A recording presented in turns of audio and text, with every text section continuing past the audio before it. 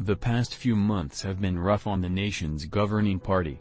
Voter frustrations, resurgent inflation, a stubborn pandemic and the loss last month of a closely watched election for governor in Virginia have put Democrats into a funk.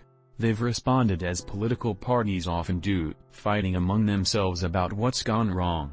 Two very different polls this week provide some fresh insights into the question.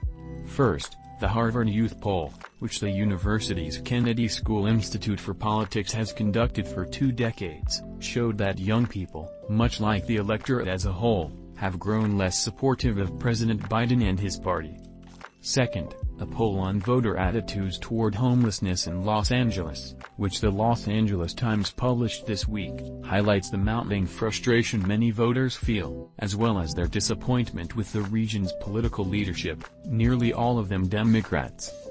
The two surveys cover different groups and different sets of issues, but a couple of common themes run through them which highlight the difficulties of governing in the current era.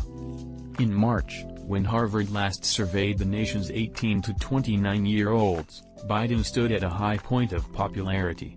Young people widely approved of his job performance, with 59% giving him a positive mark. A bit more than 7 months later, Biden's job approval among 18 to 29-year-olds has sunk to 46%.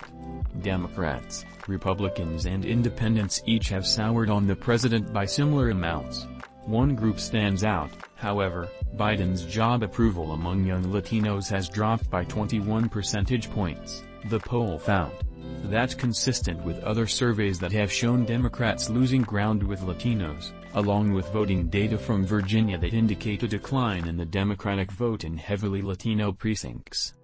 During President Obama's tenure, Della Volpe said, he was continually struck by the unchanging nature of the support the president received from young black voters.